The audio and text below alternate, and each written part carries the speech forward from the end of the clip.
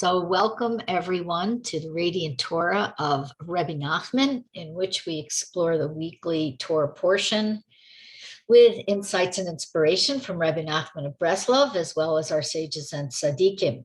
And I want to thank Dr. Eleanor Gudis for making this weekly share possible. It's been going for a little bit over a year, and it's just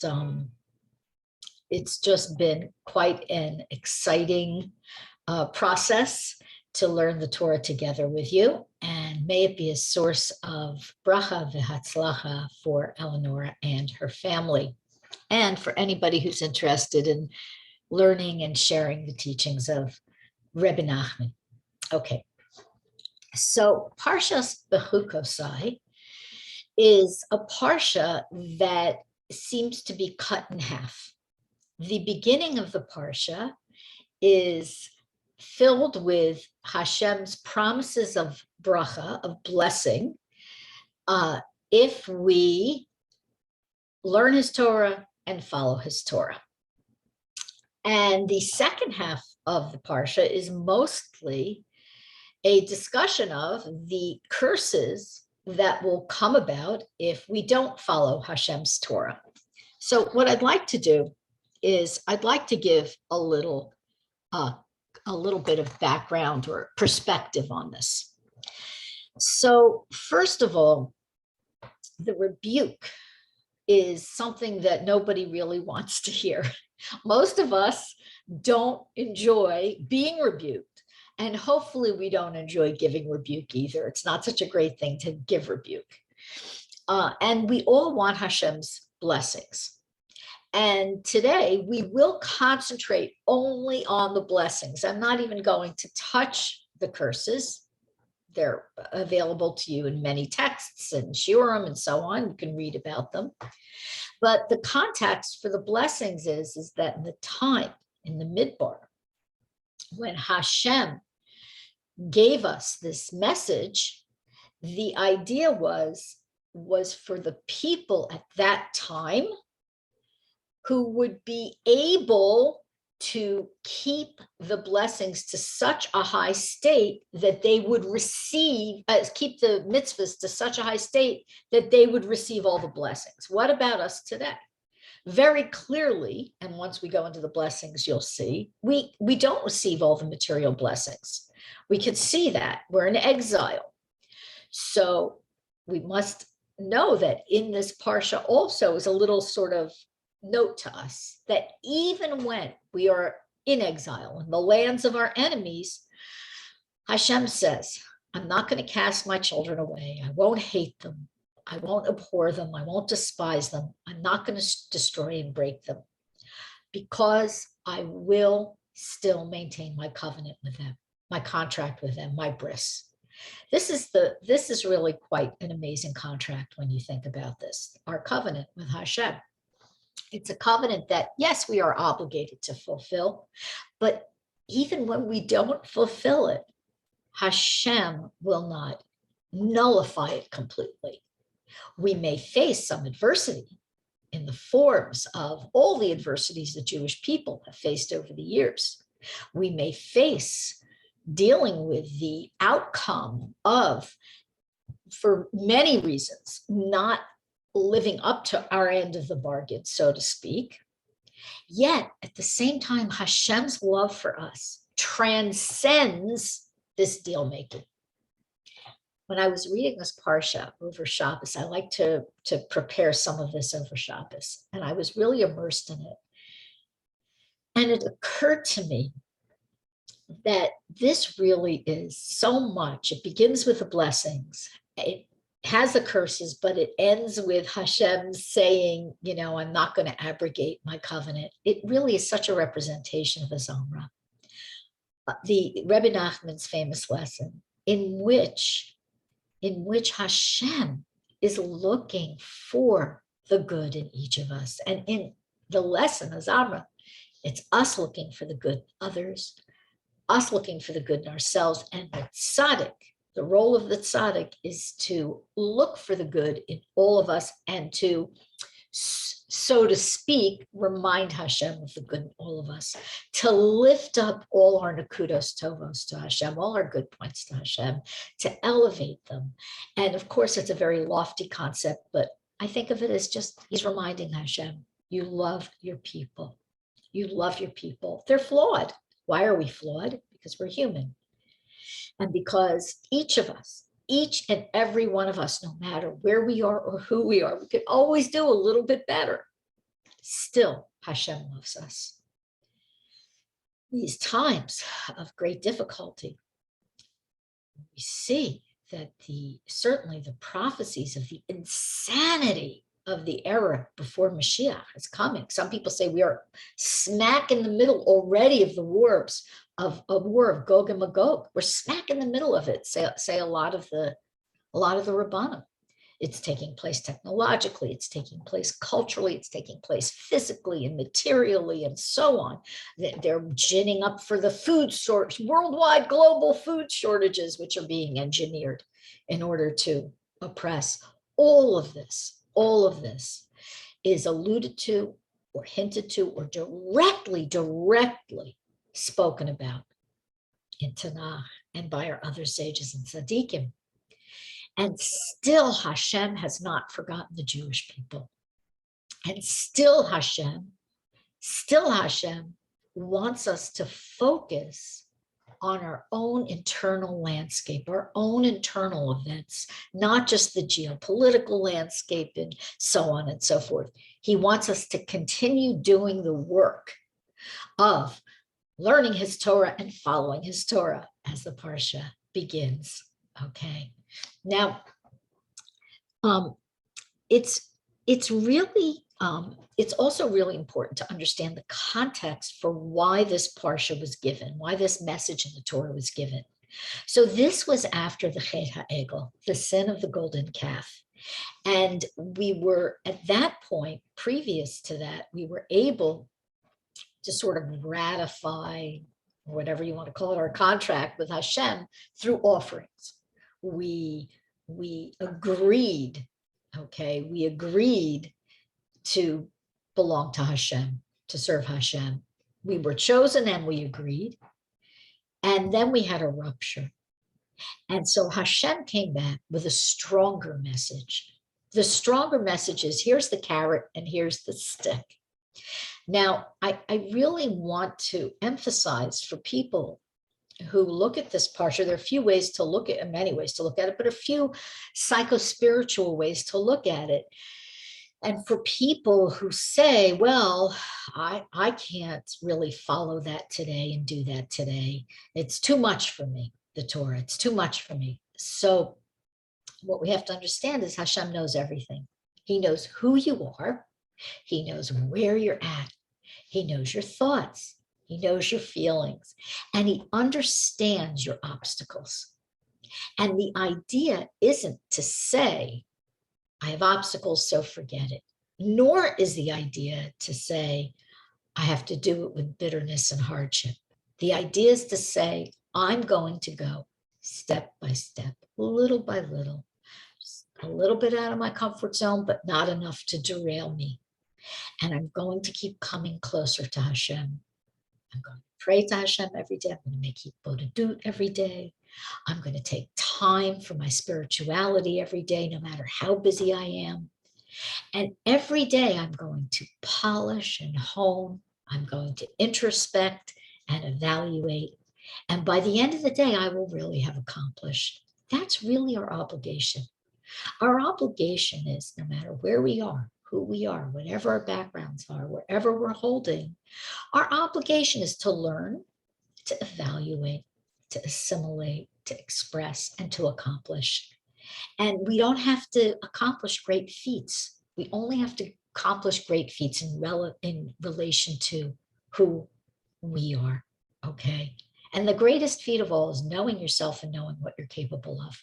Hashem doesn't make any deals with us that we're not capable of. Sometimes it feels that way, but he assures us it's not the case. Rebbe Nachman assures us it's not the case. Okay, so we needed a new, fresh ratification of our covenant with Hashem. And so we have the additional promise of the blessings and the curses. And the Parsha begins with the word im bechukotai, which is the blessings begin with if you follow my statutes and so on, and ends with that section of the blessings ends with komemius, which is the word for standing up or independence. And we'll explain all that as we go along. So the idea is that the Parsha begins with, or the blessings begin with im, aleph, and they end with taf, because the last letter of komemius or komemiut is the taf. So everything is encompassed in these blessings from aleph to taf, from A to Z, as it were. Okay, it's a lot in just a few short verses. It's not that long. I think it's 13 or 14 verses. It's very short. Okay, now the generations, truly, our generations as Jews have truly never fully reached our complete spiritual development in order to entail the utmost award. But still, we need to know what the utmost, top of the line, creme de la creme rewards are. And these are the blessings for learning the Torah and following it step by step, little by little, depending who you are, depending on your present situation, okay, and making it your own. And the rewards begin with rain. And I want to speak about rain. So rain is Geshem, and Geshem is related to the word for material things, materialism, physicality, gashmiut, or gashmis, okay? It's the same concept. Rain is a sign of blessing. And the first blessing here is fruit-producing rain at the right times. The Torah tells us we'll get rain at the right times. So first of all, what is the right time? So the Medrash tells us the right time for rain is, first of all, the proper spring rains and in Nisan, and the proper fall rains in Cheshvan. That's the proper time for rain in Israel. Obviously, if you're living somewhere else, like I'm living in Brooklyn, that's not necessarily the proper times for rain, okay? And both of these rains are promised to be beneficial, okay? I'm speaking about purely the physical aspect. They're designed to nourish the ground in order to get the best crops. That's what the rain is for. They're also designed to keep the water levels, and we know there's a problem in Israel. The Kinneret goes up and then it goes down, and when there's a drought, the people worry about the water usage and so on. So we know there needs to be a certain amount of rain. Very basic. Water is very basic. Now, the other correct time for rain is more specific. It's very interesting. On Wednesday nights, it is said that mazikin roam around in the dark. And what are mazikin? Mazikin are, sometimes they're translated as like demons or bad spirits. Basically, they're harmful spiritual energies on Wednesday nights. Very interesting, after dark. So there is a custom. Some people actually keep this custom today of not necessarily going out so much on Wednesday nights out of the house. Something about a Wednesday. Okay, it's very interesting because, of course, Wednesday is the time of the week when the light of the previous Shabbos has let up, and the light of the upcoming Shabbos is just coming in. It's nascent. So perhaps that's why there's a lot of discussion about this. It's also Thursday night. It's also part of Thursday in the Jewish calendar and the Jewish way of keeping times. But also there's another time as well. And the other time that the rain, okay, is a good time to rain, okay, because we will not be affected. We won't get drenched. Not only Wednesday nights, it's Friday nights. Why? What's Friday night? We're all sitting around our Shabbos tables. And I will tell you something really interesting. I'm not the only person to observe this, so don't think it's just me. I've spoken with other people about it. We've noticed that very often on Friday nights, if it's raining, and it very often seems to be raining and drizzling, if it's raining, when the men go to shul, and some communities women go to shul as well, to synagogue as well, when on the way before, like the 20 minutes before you walk there, there's no rain. Inside, once everybody's inside praying, the rain starts. And then when they leave, the rain lets up and then starts again when they get home. This phenomenon is really, it's like a little wink from Hashem, a little wink and a hug, a little gift. So notice if it's raining on a Friday night, notice the pattern, see if it affects you where you're living. Okay, so the blessing of rain, okay, is essential to prevent drought and famine. And also the blessing of rain is a spiritual blessing as well, because rain represents not only material benefit, but it signifies, says Rebbe Nachman, Olam Haba, the world to come. And it corresponds to, it has the Shechina, or this aspect of the idea of the transcendental intellect that descends on us.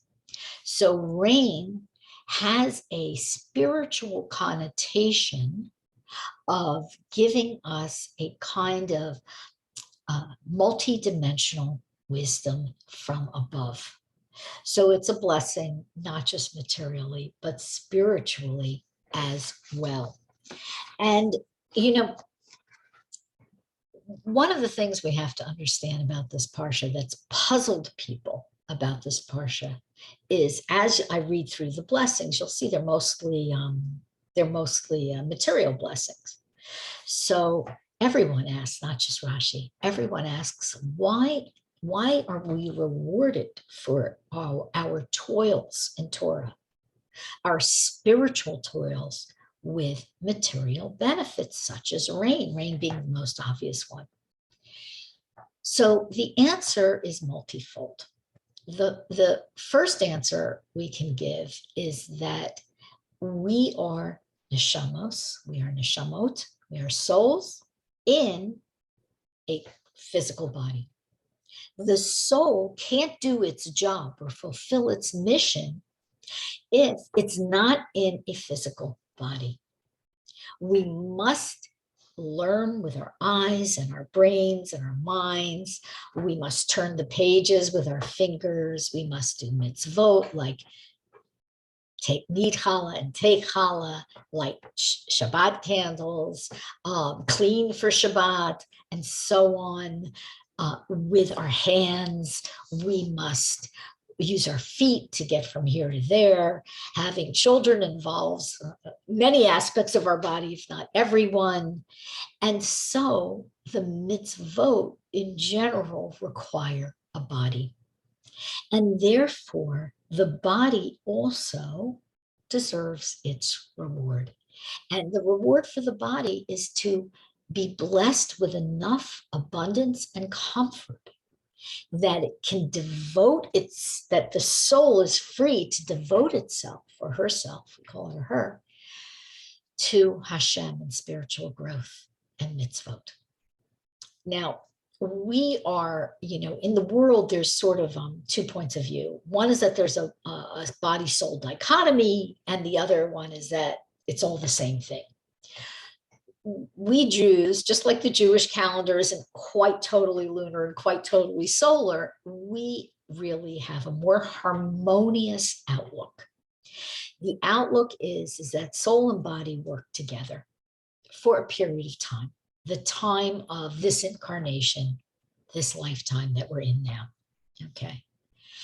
And when that time is up, the soul then gets its spiritual reward. Now, for those of us who have thought about this, learned about this, studied about this, think about it, pray for it, and so on, the spiritual reward seems palpable and great. And one of the reasons is because it's more eternal and the material rewards are so fleeting. Material blessings are fleeting. They're temporal. They're locked into time. And for those who haven't thought about the spiritual rewards, it can be difficult. It can actually be, excuse me, I'm just letting someone sign in now. I see there was people in the waiting room. Okay. So for the soul, for the rest of people who haven't thought about this, it can be either scary or it doesn't feel real to them, or it's so far out of their comfort zone they haven't thought about it. Okay. Now, even within the Torah world, the world of Torah, there are people who never think about the next world. And Rebbe Nachman has an approach in which, like the Sephardic Rebbeim and like the Kabbalists and so on, it's always present on our minds. But it's not present in our mind to crush us. It's present in our mind to motivate and uplift us. Okay. Because we know that we only have a delineated and limited amount of time in which to accomplish what the soul needs to accomplish. The soul doesn't change in Olam Haba, in the world to come. Only change is possible in this world, in this body, while we are alive in this world. So you can see that this can be a source of fear if that's the approach that maybe you were raised with or taught. I find that personally very oppressive. Okay. Or it could be a source of motivation. If I get this done and I can get that done, I will have achieved, I will have grown, I will have, again, polished my neshama, I will have worked on myself, and so on. I will have ultimately given Hashem pleasure, given Hashem delight. Because when the Torah espouses this idea of Torah lishma, okay, which basically means that we learn Torah and we keep the Torah and so on for no reason, really, not for ourselves. Why? To give Hashem pleasure. That is a very motivating force, even if you don't really believe it. And I'd like to explain the psychology of why. So Rebbe Nachman tells us something, tells us a few things about our thoughts, speech, and action. I'm just going to briefly go into thoughts and speech because I want to stop with those two for now. Rebbe Nachman says that our thoughts create our reality, literally. I don't know about you, but I need to remind myself that all the time. When my thoughts spiral out of control, I rein them back in and I fill up my mind with good stuff. Okay, I've gotten into that habit, thank God, 90% of the time, 95% of the time. Not perfect by any means. Same with speech. Speech has a profound effect on our reality. So much so that the Rebbe describes it in these very Kabbalistic, mystical terms, that what we say becomes engraved on the energy fields. Okay, it becomes carved into the energy fields. That's what sound is. When we think of sound, we think of it as something sort of amorphous, insubstantial, but sound is making shockwaves and impact on the flow of energy, which is why you take something like people who work in mines today, diamond mines and so on, they can extract things just using sound. Okay, the sound itself can shatter rock. Sound can do all kinds of things. I think there are even medical uses of this. So this idea of speech creating our reality is ultimately very important. Because when we tell ourselves out loud in Hibodedut, you know, I am learning and growing for the delight of Hashem. Whether we believe it or not, little by little, we are carving, we are engraving that thought into the ether, if you want to call it that, into the environment, into the energy landscape. And I don't mean to sound new agey here. I'm just translating what Rebbe Nachman says and what the Mikubalim say, okay? The idea is that we're shaking up the actual flow of energy and we're creating a new reality. And so this is why people say affirmations. They say, I am rich, I am rich, I am rich, or I am happy, I am happy, I am happy. Believe it or not, those things have a real effect. And how much more so if you're saying something that's designed for your neshama. Your neshama is designed to hear messages like, I'm learning Torah Lishma. I'm growing spiritually. The reason I'm growing spiritually, to fulfill my life mission, to fulfill the mission of my soul, to get satisfaction and meaning and happiness, sure, but ultimately is because Hashem loves me so much and considers me so important that by my learning, by my growth, I'm giving him pleasure. I'm giving him pleasure. So it's an amazing concept that you have the power to give the creator of the universe and the creator of us delight. So this is very important to this parsha. I think it's an under theme of the blessings. Okay, we're all busy looking at the material rewards and the spiritual rewards, and that does not negate the fact that we are really empowered very much by these directives from Hashem. Okay. Okay, still have time. Good.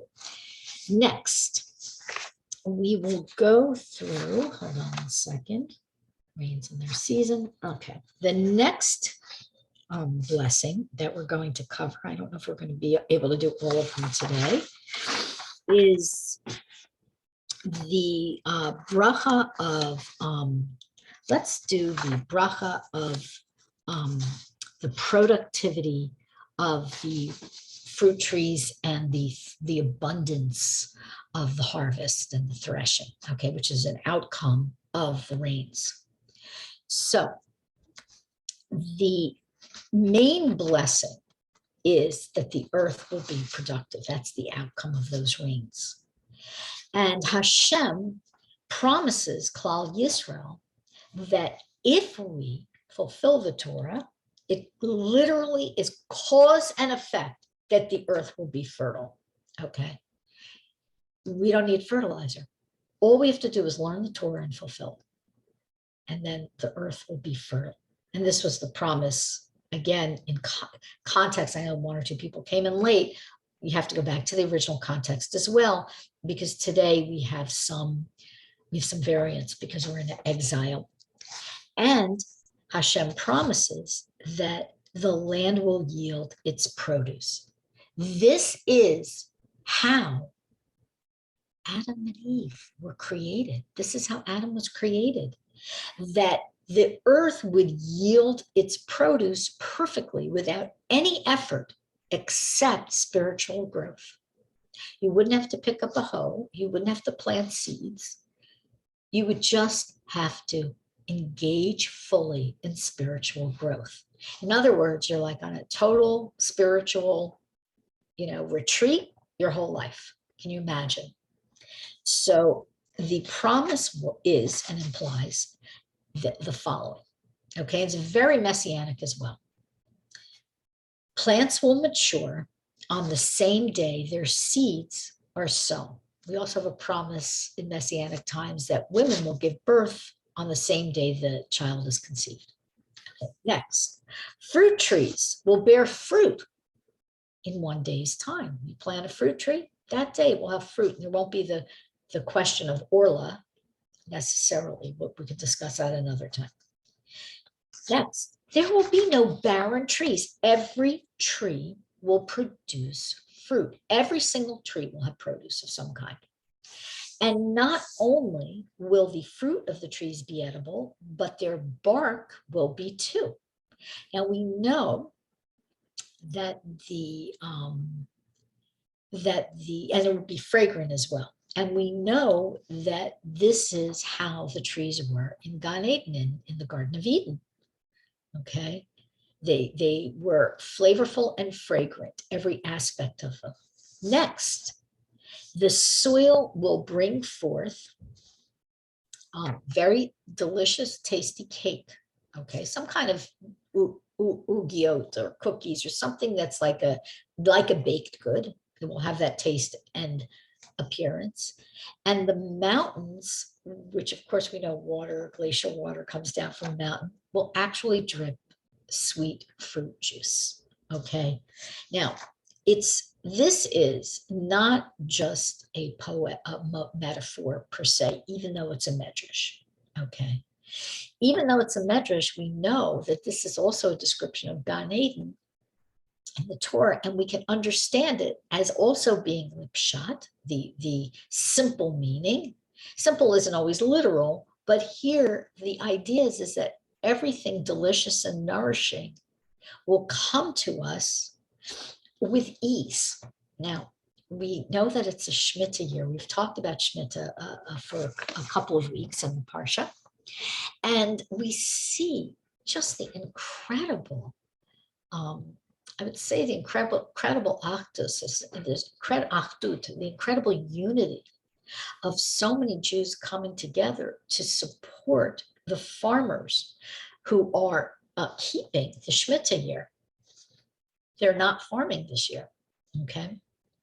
And they're not selling their produce. And people have really, this year more than the previous Shemitah year, have really raised a lot of money. And this is an economic downturn. This is not an easy time. Giving tends to, just when people need it most, that's when giving tends to cut back. But people are giving more than ever to support the Shemitah year. And what are the farmers doing during this time? They're sitting and learning Torah, most of them. Most of them are not taking other jobs. They are sitting and learning Torah because they are fulfilling this incredible promise that only the Torah could make. Only Hashem could make a promise like this, that if you don't farm in your seventh year, it's not going to hurt you. You're going to have enough from your sixth year, and you'll be able to deal fine with the eighth year before everything's harvested anyway. Who could make a promise like this? Only Hashem, because it's supernatural. So we see this year, we see really the tremendous brachot, the tremendous brachas and blessings that people who are keeping the Shemitah year are reaping. They're really reaping a special harvest. Okay. Next. Okay, again, we're not going to go to the curses, but I do want to say that once Mashiach comes, all the hard work that we need to do in order to eat will also be reduced, because we will be engaged in more spiritual and spiritually fulfilling as well matters. Will be, that is, engaged in, as Hashem says, following his statutes, learning them, following them, delighting in them, giving Hashem delight in them. Okay, next, something else, another bracha, and this bracha is actually, I will continue a little bit. It actually continues the previous bracha. That is that the harvest, okay, will have been very abundant, but the previous harvest that people keep, people keep storage, they keep wheat and so on in silos, right? Everybody's seen a silo.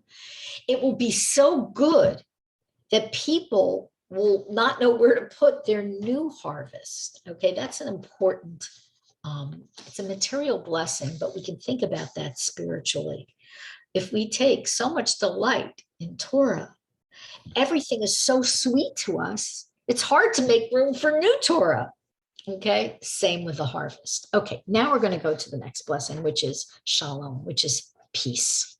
Okay, peace is a baseline blessing. Shalom is a baseline blessing.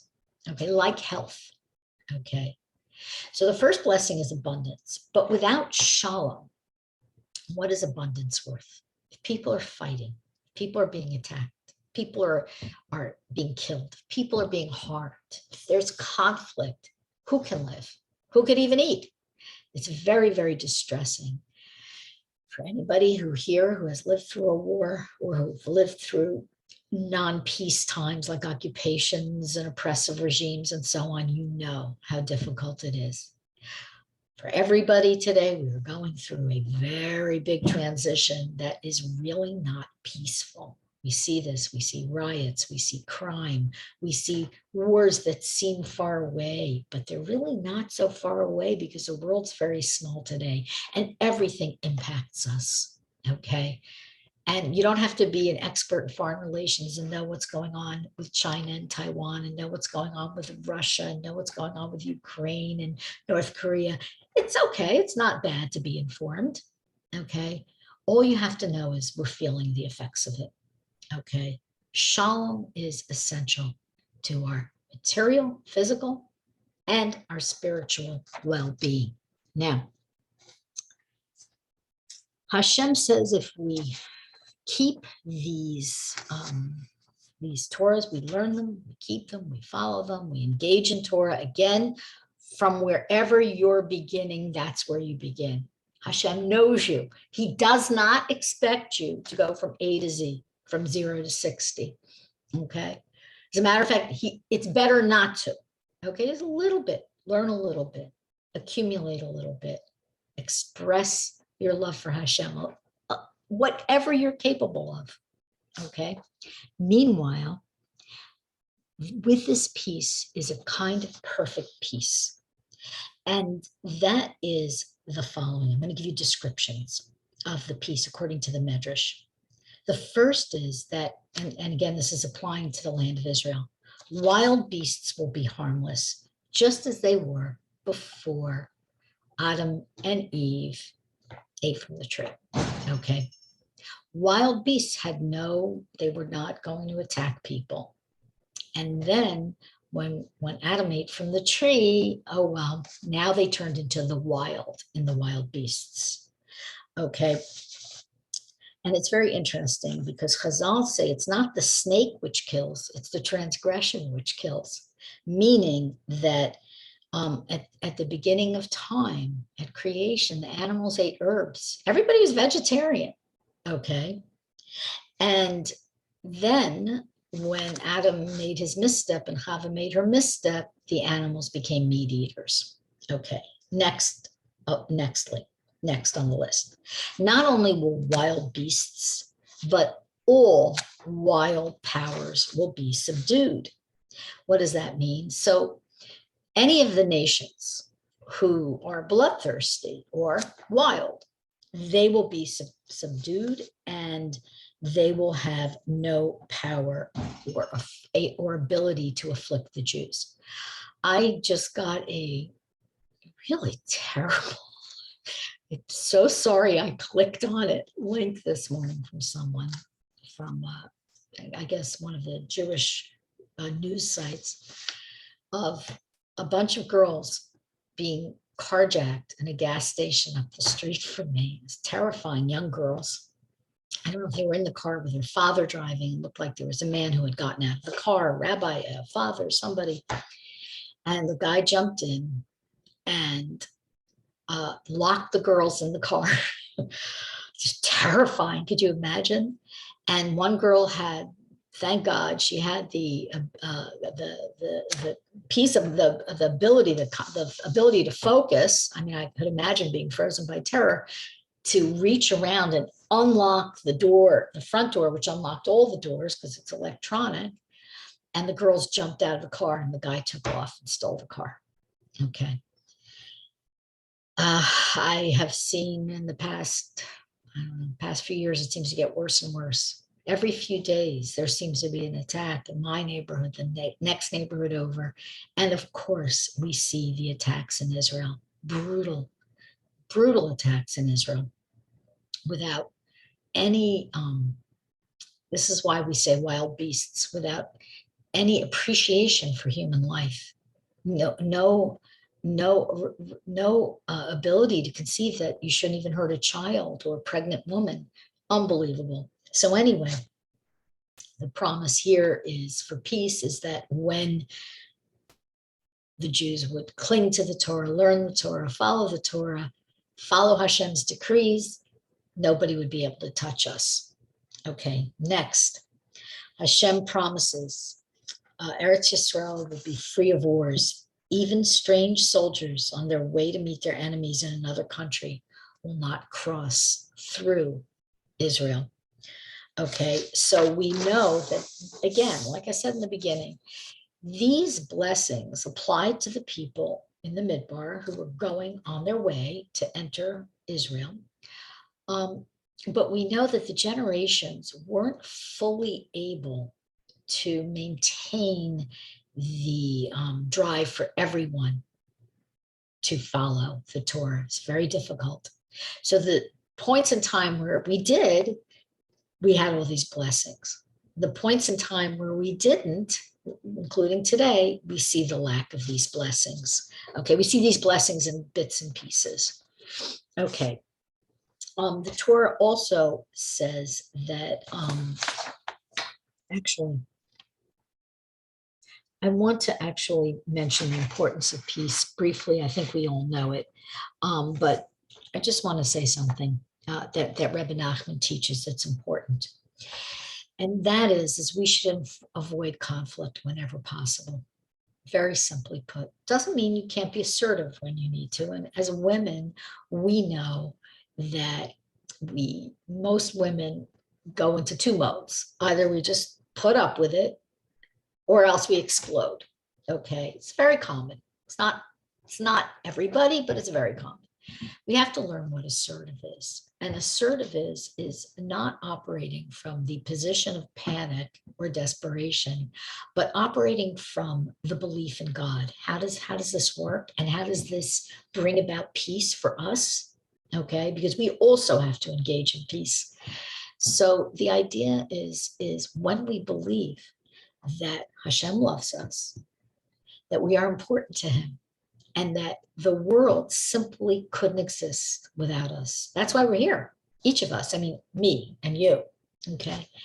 When we just don't have this kind of faith and trust in God and in ourselves, that we're of value, inherent value, not value because you have a PhD, and not value because you have beautiful hair, and not of value because of your social status, and not of value because you're talented, you're a talented musician. Okay, these things are beautiful and wonderful, and they're great to have. But the idea is that you have inherent native value because you have a neshama, you have a soul. When you believe that, it's much easier to avoid conflict.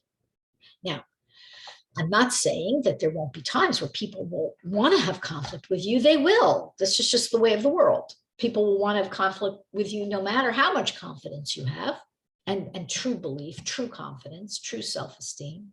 But it will be less. And also you'll be able to handle it better. You'll be able to avoid conflict through confidence, not through unhealthy submission. Okay, when we all have to submit sometimes, but not through cowering, not through I'll avoid the conflict, but I'll be bitter and resentful, but through I want peace. Hashem will bless me with peace, but I'm going to pursue peace. Okay, we're going to view it as something actively achieved on the part of each of us. And so we can participate in this blessing of peace. Interestingly enough, this itself is following Torah. Okay. Rebbe Nachman teaches us to avoid conflict whenever possible. And most conflicts are avoidable. Now, the Torah says that you can't have any, you shouldn't fight with anyone unless it's for the sake of heaven. And most things are not for the sake of heaven. Okay, most people don't have arguments to defend Hashem's honor. That's the truth. Most people, we don't. However, if that's the case and most arguments are not necessary, what are we doing with our time? Okay, you have to think about it. Now, I don't just mean the arguments where it's external, I mean the internal arguments as well. The arguments where we're shouldering a burden of resentment, or we're chewing over some kind of conflict in our mind, even if it never gets out there to that person, that group that we're in conflict with. Okay, let it go. Embrace peace. It's actually a mitzvah of the Torah to pursue peace, especially with our brothers and sisters. It's also good to get in the habit of being peaceful with everyone if possible, unless it crosses a line where, God forbid, it will besmirch Hashem's honor, or it will put you in a position where you have to do something against Judaism. That's a different topic. Okay. Also, the Torah tells us that you shall pursue your enemies. They shall fall before you by the sword. And 5 of you shall chase 100, and 100 of you shall chase 10,000, and your enemy shall fall before you. Okay. So the Torah is telling us, everybody who's here, I don't know how the ages of everybody, but we all remember hearing about at least the 6-day war. It was like a miraculous war. The only error of that war was not enough people attributed it to Hashem and his miracle. Okay, but that was an example of this blessing. And of course, it was an outright bracha from Hashem. Of course, unfortunately, not everybody recognized that. And we see since then that it's not been as easy. It's been a lot harder because people believed in armies rather than believing in Hashem. But Hashem supplies our might. We get confused. We think our might is through our own strength, and it's not. It comes from Hashem. We see, we see that Hashem determines everything. You can have all the might in the world. You can even have all the right in the world. Be totally righteous and have all the might. But Hashem determines who is the victor. However, when we, the Jewish people, as a group, all of us, grow in spirituality, love Hashem's Torah, cling to his Torah, follow his Torah, again, step by step to the best of our ability, working on ourselves, coming closer to Hashem. We don't slack. Okay, you can have a vacation, you can go away, you can lie on yourself, you can do whatever you want to do, but meaning we don't slack off with the idea of this is important. Our souls are important. This lifetime is this lifetime. Let's take advantage of it. We see miraculous victories, and we see these victories also spiritually. This passage is also very highly Kabbalistic. They're all highly Kabbalistic passages, but this passage also is referring to the enemies of that are found in the Sitra Achra, the enemies of the other side. Okay, what's the Sitra Achra? It's the Yetzer Hara, the evil inclination. It's the Satan. What is the Satan? The Satan is the big obstacle, the great accuser. Okay, we go through this internally too. So how do we avoid this internally? Also through Torah, through learning Torah, through growing in Torah, through prayer. All of this helps us avoid that inner conflict and conquer the inner enemies with Hashem's help. In truth, the outer enemies are very often easier to deal with than the inner ones. Okay. I think that as we get older, and we know that we get more spiritual in many ways as we get older, okay, because our bodies aren't as strong as they once were. And so little by little, our soul seems to take precedence. And we see that our inner battles are the ones that we have to work on the most. Okay. So by learning Torah, staying inspired, and moving forward and coming closer to Hashem, we can conquer those inner enemies as well. Hashem will help us. He will help us conquer them if we ask. Okay, next, let's see. Okay. Okay. I'm going to skip maybe a bracha or two. Let me see. No, I think I will. I think I will go with this. Okay. We will also have not only the material abundance, but we'll have abundant families. Okay, this is so important. Okay, especially in this age of fracture, we see that the biggest families in the world are always families in which the people believe in God. I'm talking about non-Jews as well. It's just a fact, because we believe in the Torah injunction to be fruitful and multiply. But even if you don't have a family, or even if you have a small family, you can make your family abundant and rich by enriching them and making them broader and deeper with Torah, and setting this up in your home to make it beautiful for your family, whether they're children, whether they're grandchildren, whether they're sisters and brothers or parents, whether they are close friends. Today, many people's close friends have become their family. They really have, at least in America. This is I see this a lot. So we have this way of increasing at every level. If you don't see the potential for blessing in one area, don't assume that's never there. Look deeper. See the potential in a more deep way, in a more spiritual way, in a less obvious way. Okay. Next. Okay. So this is really beautiful. Let me find the verse. You can see. Okay. Actually, I said the harvest out of place before. Okay. So then it says, then the Torah tells us that Hashem is going to place his Mishkan, his sanctuary. He's going to place it in the midst of us. And the Shechina is going to dwell within us when we follow what Hashem says. So we know this literally came true.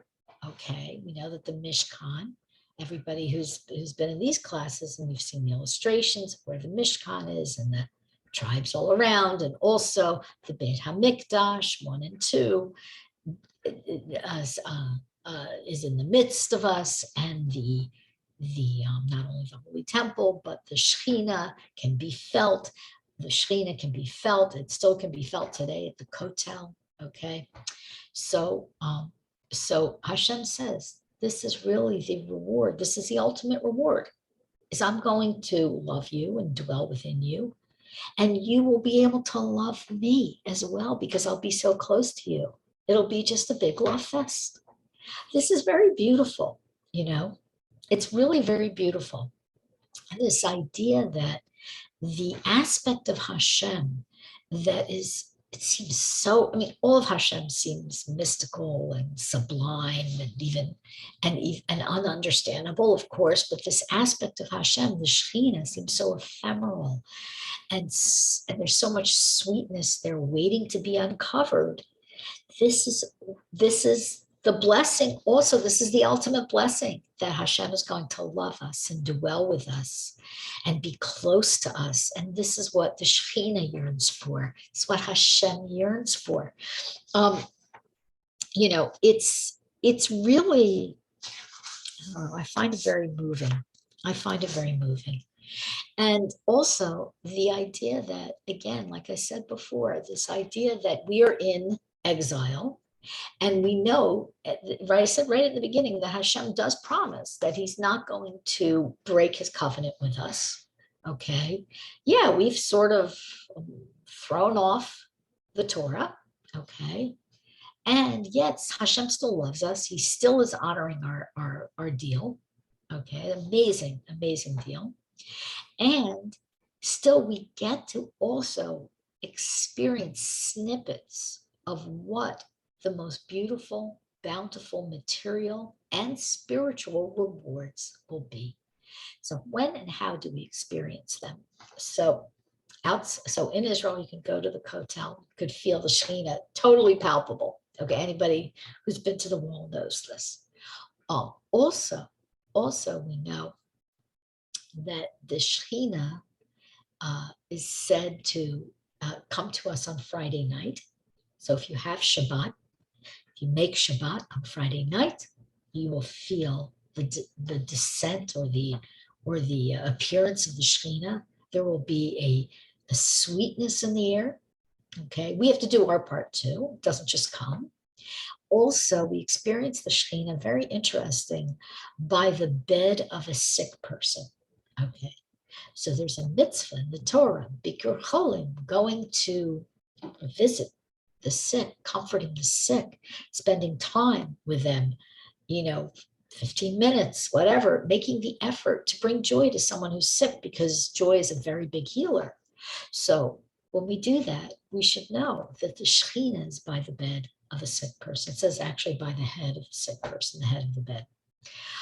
We also experience this,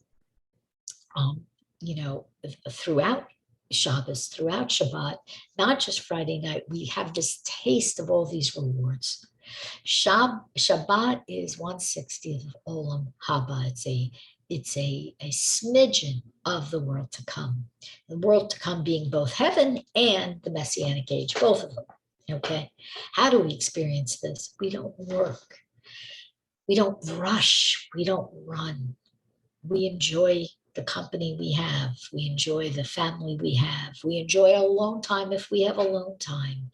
We enjoy being free of the electronics. We enjoy delicious meals, 3 delicious meals. We're too full to eat the third one usually. We enjoy relaxing. Yes, we can have a nap. We enjoy prayer. If we're able to go to shul, great. If you're not able to go to shul, so pray at home and enjoy the prayer.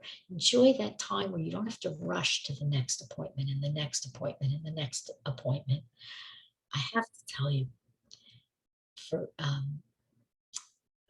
before I was Shomer Shabbat, I really didn't like Sundays at all, and I never knew why.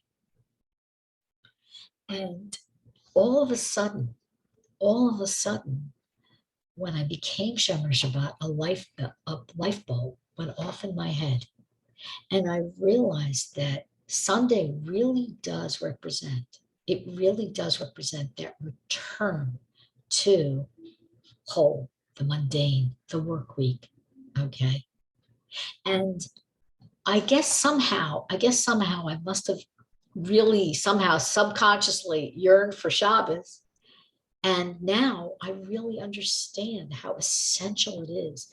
Yes, it's essential to spiritual well-being. Yes, it's essential. It's a mitzvah of the Torah. Yes, it's essential to give Hashem delight as well. But it's just on a very basic level. It's so essential to have that break emotionally, physically, to take a nap, to have a time where you're not doing and producing and rushing and running and answering and talking. And, I look forward to it. Every Sunday I start looking forward to the next Shabbos. I hope you do too. Anyway, we really covered a lot. We didn't get through everything. We got through most of it. As I mentioned, I did not want to cover the curses. It's not putting my head in the sand, and I hope you don't mind that I didn't want to go near them. I just wanted something uplifting. There's so much bad news out there, and we all know we could all improve. Yes, we can all improve, and there are consequences when we don't perform and so on and so forth. Let's just get motivated to do and to stay positive.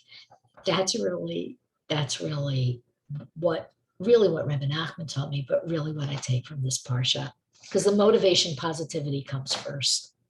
All right, everyone, I want to wish you a great week. Oh, if you have any questions, feel free to ask. I don't know if anybody does. You can unmute yourself and unvideo and put up your video if you want. Nope. Okay. Thank you, Kara. All right, everyone. I wish you all a fantastic week, and I look forward to seeing you in the near future.